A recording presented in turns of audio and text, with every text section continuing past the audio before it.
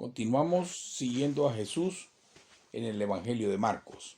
Hoy nos encontramos en el capítulo 14 y vamos a leer y luego a meditar en los versículos del 12 al 25, en aquella porción que narra la cena del Señor con sus discípulos.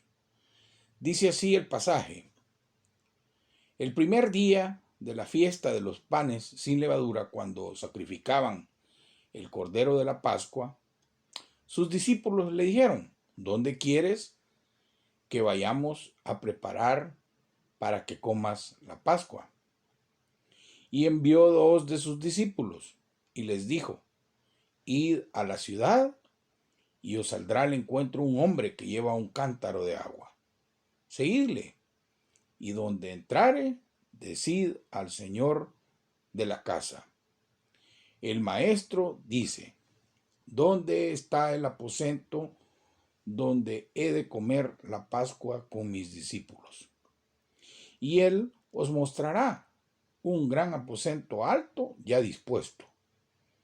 Preparad para nosotros allí. Fueron sus discípulos y entraron en la ciudad, y hallaron como les había dicho, y prepararon la Pascua. Y cuando llegó la noche, vino él con los 12, y cuando se sentaron a la mesa mientras comían, dijo Jesús: de cierto os digo que uno de vosotros que come conmigo me va a entregar. Entonces ellos comenzaron a entristecerse y a decirse uno por uno: ¿seré yo? Y el otro dijo: ¿seré yo? Él respondiendo les dijo: es uno de los 12, el que moja conmigo en el plato. A la verdad, el Hijo del Hombre va, según está escrito de él. Mas ay de aquel hombre por quien el Hijo del Hombre es entregado. Bueno le fuera a ese hombre no haber nacido. Y mientras comían, Jesús tomó pan y bendijo, y lo partió y les dio, diciendo: tomad, esto es mi cuerpo. Y tomando la copa, y habiendo dado gracias, les dio, y bebieron de ella todos. Y les dijo: este es mi sangre del nuevo pacto, que por muchos es derramada. De cierto os digo que no beberé más del fruto de la vid hasta aquel día en que lo beba nuevo en el reino de Dios. Hasta ahí el texto. En esta ocasión, el evangelista Marcos, nos lleva a la noche en la que Jesús celebró la última Pascua con sus discípulos. Ahí Jesús se despidió de ellos. Después de cenar, irían al huerto de Getsemaní, donde el Señor sería arrestado y los discípulos dispersados. Así que no volverían a verle hasta después de su resurrección. En este caso, el evangelista destaca aquella cena porque en ella se celebraba la Pascua y se comía el cordero que había sido sacrificado unas horas antes. Recordemos que tanto la Pascua como el cordero eran símbolos que iban a cumplirse en Cristo. Una vez más, el evangelista nos muestra grandes verdades en medio de fuertes contrastes. Recordemos que en el judaísmo la Pascua era una fiesta anual en la que se celebraba la liberación que Dios había hecho de los israelitas cuando estaban esclavos en Egipto. Este era un tiempo de comunión y solidaridad entre el pueblo que se expresaba con una comida fraternal. Sin embargo, Cristo vivió aquella Pascua de una forma muy diferente. Por un lado, podemos ver que Marcos coloca la celebración entre dos anuncios, uno de traición y otro de abandono, de dos de sus discípulos, lo que resalta la soledad de Cristo, acrecentada aún más por el relato en el huerto del Getsemaní, donde Jesús quedó solo al momento de orar. Y por otro lado, después de esto vino su arresto, con lo que nos muestra que para Jesús aquella no fue una fiesta de liberación. Viendo todo esto, parece más elocuente y significativas las palabras de Jesús cuando se sienta a la mesa y él expresa: cuánto he deseado comer con vosotros esta Pascua antes que padezca. Esto lo narra Lucas, el Evangelio de Lucas, en el capítulo 22, versículo 14. Así que, teniendo en cuenta todo esto, vamos a considerar el pasaje que tenemos delante y que hemos leído ya antes, y que el evangelista ha dividido claramente en tres partes: los preparativos de la cena, el anuncio de la traición de Judas y, por último, la institución de la cena del Señor, que es la que vamos a analizar en esta ocasión. Dice el texto que, concluyendo la cena pascual, Jesús tomó el pan y el vino y les dio nuevos significados, instituyendo lo que conocemos hoy como la cena del Señor. Lo primero que notamos es la sencillez, tanto de la narración como de lo que Jesús hizo en ese momento. También, si prestamos un poco de atención al pasaje, nos damos cuenta de que con unas pocas palabras Jesús hace referencia a tres textos cruciales en el Antiguo Testamento. Primero, el pacto del Sinaí. Luego, el pacto anunciado por el profeta Jeremías. Y finalmente, la promesa del siervo de Dios, que carga con el pecado de muchos y así obtiene la salvación para ellos, y que encontramos en Isaías 53. Bueno, comienza dando gracias. El Señor comienza dando gracias.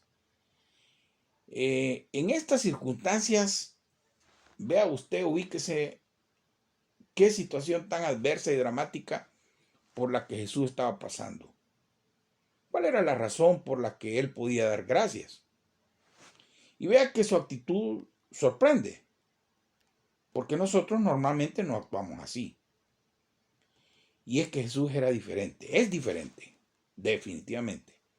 A pesar del profundo dolor que inundaba su alma, y viendo con claridad que la obra de la cruz que se disponía a realizar iba a implicar la separación temporal con su Padre, también podía ver de forma anticipada que el cumplimiento de esa obra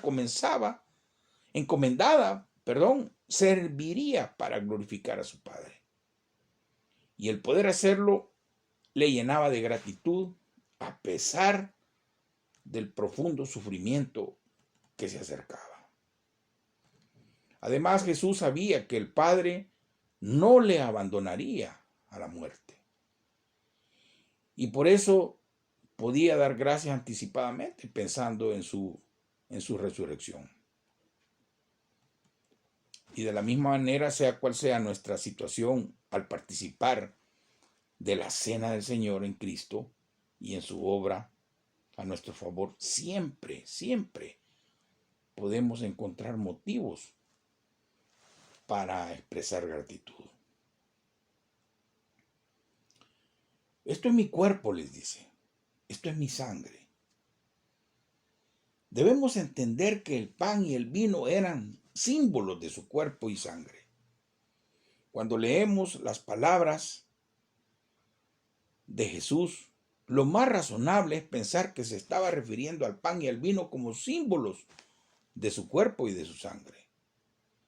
Esto es así por varias razones. Primero, el Señor empleó un lenguaje similar que en otras ocasiones, cuando Él dice: yo soy la puerta, yo soy el camino, yo soy la luz, si alguien tiene sed, venga a mí.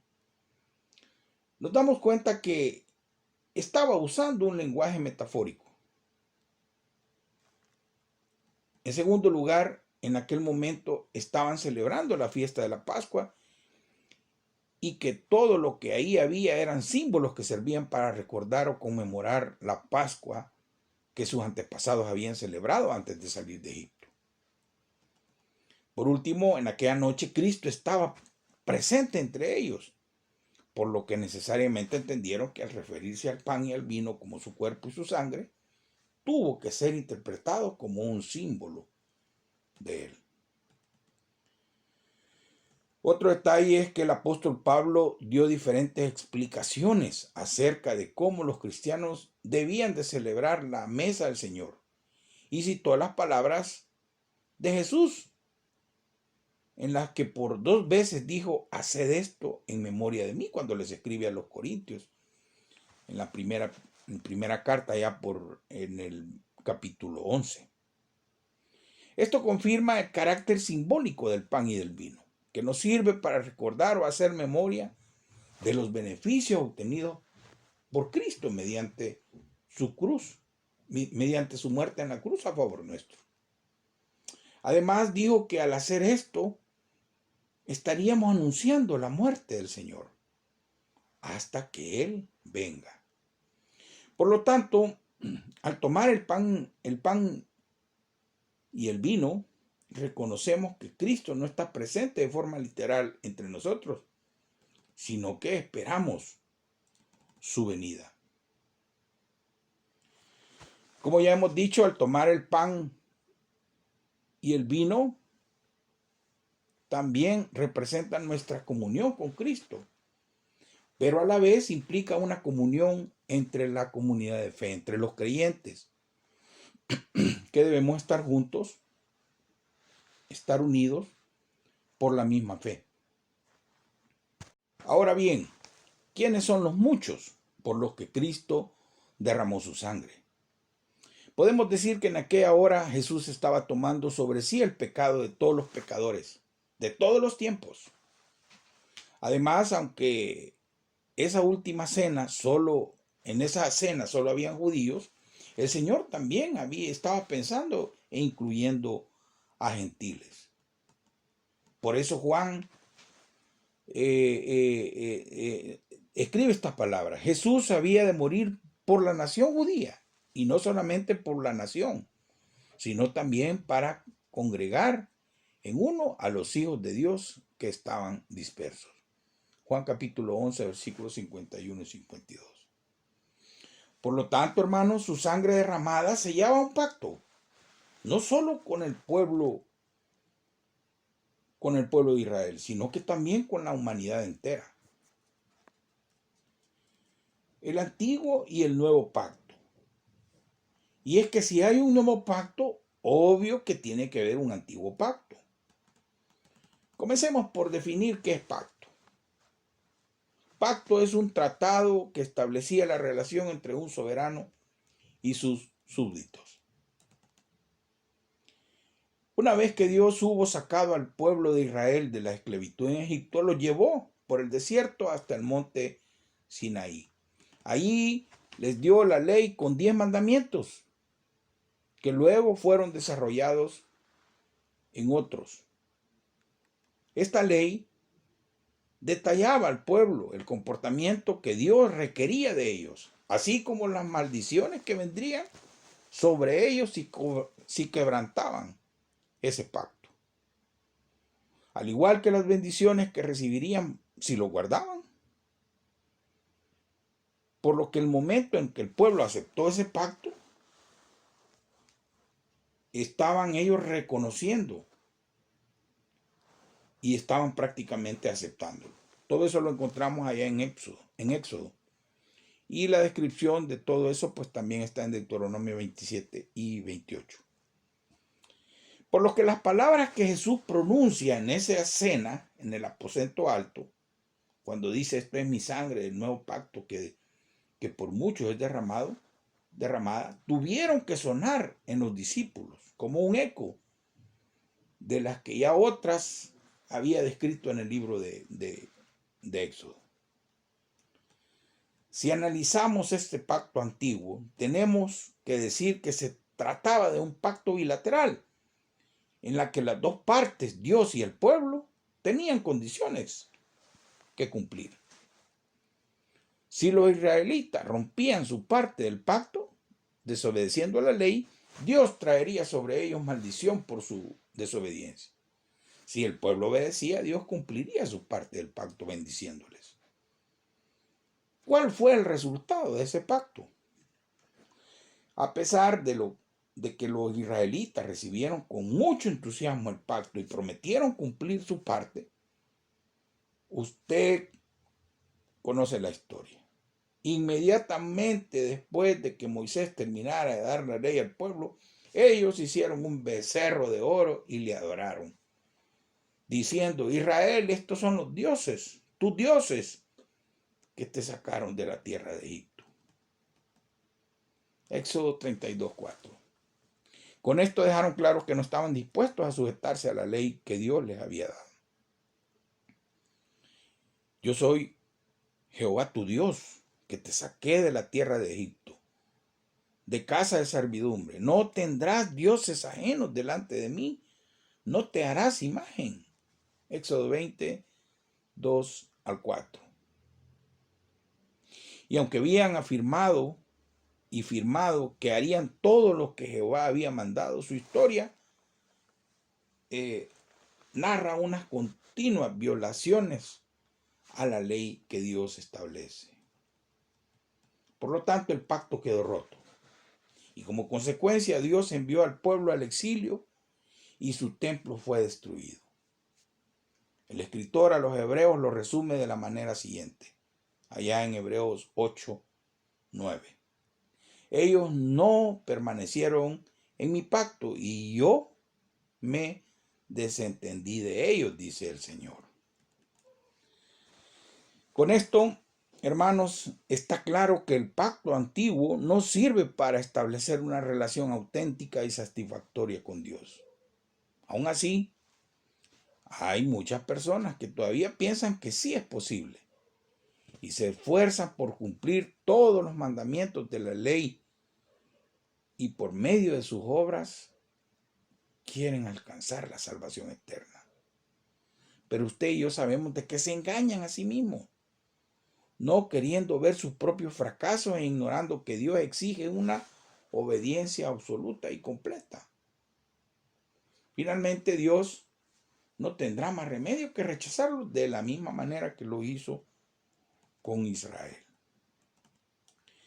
Así que una vez que Dios mismo había desechado el antiguo pacto, anuncia un nuevo pacto por medio del profeta Jeremías. En el capítulo 31 del libro de Jeremías, versículos 31 al 34, dice: pero este es el pacto que haré con la casa de Israel después de aquellos días, dice Jehová. Daré mi ley en su mente y la escribiré en su corazón, y yo seré a ellos por Dios, y ellos me serán por pueblo. Y no enseñarán más ninguno a su prójimo, ni ninguno a su hermano, diciendo: conoce a Jehová, porque todos me conocerán, desde el más pequeño de ellos hasta el más grande, dice Jehová. Porque perdonaré la maldad de ellos y no me acordaré más de su pecado. Hasta ahí el texto. Estos son los términos del nuevo pacto al que Jesús hizo referencia al final de la última cena, cuando dice: esto es mi sangre del nuevo pacto. El hecho de tener que establecer un nuevo pacto, hermanos, ponía en evidencia que algo había fallado en el primero y por lo tanto este nuevo pacto tenía que ser restablecido bajo unas premisas diferentes. Lo que había fallado en el primer pacto no fue la ley, sino los israelitas. Entonces, ¿cuándo comienza el nuevo pacto? Durante la última cena, Jesús toma la copa y dice: esto es mi sangre del nuevo pacto, que por muchos es derramada. No solo estaba inaugurando una nueva ceremonia, sino que estaba dando comienzo a la era del Nuevo Testamento. La llegada del cumplimiento de la promesa hecha por Dios por medio de los profetas según la cual Dios establecía un nuevo pacto sellado por la sangre de Jesús, estaba iniciando. ¿Cuáles eran los términos del nuevo pacto? Querida iglesia, al celebrar la cena del Señor, como lo hacemos cada inicio del mes, debemos ser capaces de recordar los términos del nuevo pacto. Y me voy a referir solamente a uno de ellos. Pondré mis leyes en la mente de ellos y sobre su corazón las escribiré. Hebreos 8:10. La diferencia en el nuevo pacto es que Dios haya cambiado, no es que Dios haya cambiado su ley. Él sigue siendo el mismo. Su carácter moral sigue siendo el mismo. Y sus exigencias para con el hombre tampoco han sido rebajadas. La diferencia está en que en el nuevo pacto Dios da un nuevo corazón al hombre que desea agradar y sujetarse a los principios de Dios.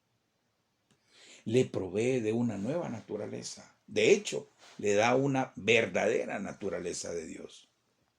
Y también le provee de un nuevo poder para poder cumplir la ley por medio de su Espíritu Santo. A esto el apóstol Juan llama nuevo nacimiento. Por supuesto, se trata de algo mucho más profundo que simplemente escribir sus leyes en la mente para que las podamos recordar. El Espíritu Santo obra a nivel de la mente y de la voluntad del creyente. Ilumina nuestra mente, alumbrando los ojos de nuestro entendimiento, dice Efesios 1:18. También produce en nosotros así el querer como el hacer. Filipenses 2:13. Crea en nosotros una nueva disposición, una nueva voluntad, nuevos deseos, nuevos pensamientos, nuevas ambiciones y nuevos propósitos. Al mismo tiempo que nos imparte el poder para llevarlos a cabo. Esto es lo que garantiza que esta parte del pacto se cumple. Nos encontramos el próximo lunes.